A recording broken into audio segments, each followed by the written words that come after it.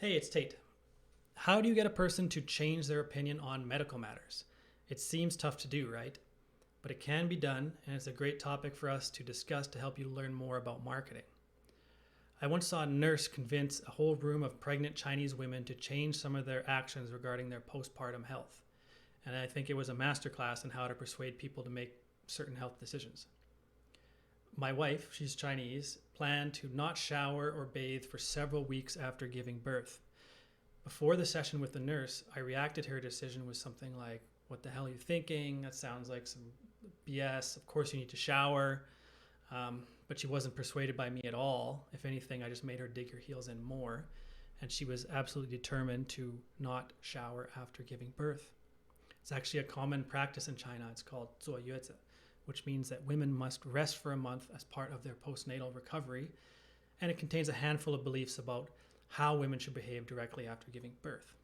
One of the recommended behaviors, for example, is that they should remain very warm. I recall a tragic case a few years ago where a woman in China died from heat exhaustion because apparently she'd been wrapped up in extra clothes and blankets in a warm city during a heat wave and without air conditioning. The practice of Zoyuze isn't only like a set of practical recommendations, though. It has cultural and traditional importance as well, so it's very hard to get people to change their minds about such things, right? Now, I'll tell you the nurse's approach. My wife and I attended an information session in Edmonton, Canada, and it was a Chinese language session, and all the other expectant mothers there were Chinese. The nurse approached each health misconception individually, but always followed the same pattern as she tackled each point. First, she identified the belief. For example, she said, "It's a common belief that women should not shower for several weeks after birth because showering can cause disease." Next, she emphasized with the people who held that belief and explained its origins as well as the thinking behind it. She didn't start off by immediately attacking the belief. She gave an explanation actually in support of it. For example, she said, "The belief that you shouldn't shower after childbirth made some sense. Women in China that use tap water could be exposed to germs in the water that would actually make it more likely that they'd get sick by washing wounded areas.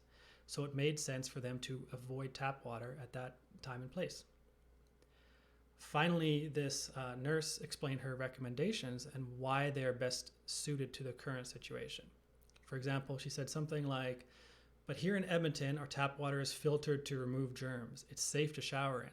Plus, showering will remove germs or toxins that build up over time. So you're safer showering than not showering.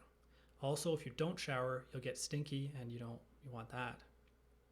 So why did this nurse succeed and I fail? Because she did succeed at persuading my wife and I think a lot of other women that were there too. I like to think that I know my wife better. Also, I'm a marketing expert. I help my clients sell hundreds of millions of dollars worth of stuff in China. I should be able to figure it out, right? But I didn't, and the nurse did. So why was she so good at getting these points across to my wife and the other expectant mothers? First, she was very knowledgeable on the topic, but that alone also wouldn't be enough because I think all or most of the women in that room already had a doctor who had tried and failed to explain why they should change some health behaviors. Second, the nurse had listened to the expectant Chinese mothers, like my wife, very carefully. She understood why they held certain beliefs and didn't outright dismiss them as being illogical or crazy. Listening is harder than you think. It's often where marketing campaigns or other types of communication go off course. Finally, the nurse didn't get confrontational or try to force some others to take any action.